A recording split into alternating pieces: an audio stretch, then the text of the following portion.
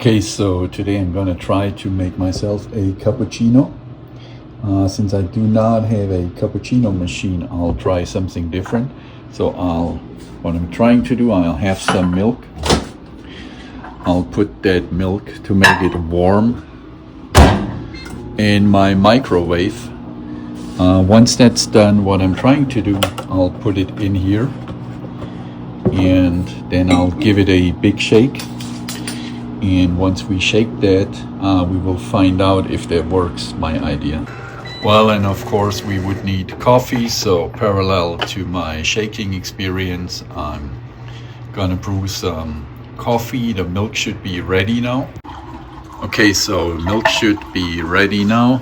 What I'm going to do, I'm gonna pour it in here now, and then I'll give it a big shake, and then let's see what happens. Okay, so next thing, as I said before, I'm gonna shake it like crazy, and coffee is brewing, and now let's give it a shake. And it's just a try right now, but since I do not have a cappuccino machine, I thought usually they steam it, so which means you kind of maybe need kind of a warm milk, so that's why I made the milk warm in the microwave, and now we shake it big time. And then let's try what's going to happen. Okay, so I have shaken the milk, and now let's just see how it comes out.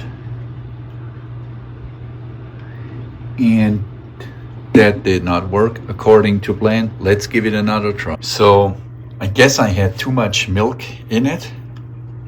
Let's give it another try. No, it's not working as well. So I'll try it with less milk. So now I tried it with cold milk.